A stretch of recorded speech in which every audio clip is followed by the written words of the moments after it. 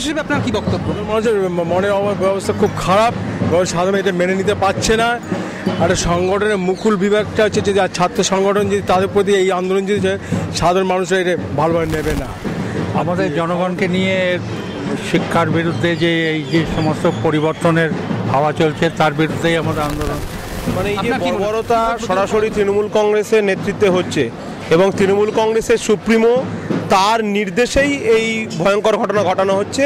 তিনি নিজে টেলিভিশন ক্যামেরার সামনে চ্যালেঞ্জ দিয়ে বলেছেন যে কেউ সুখে থাকতে পারবে না।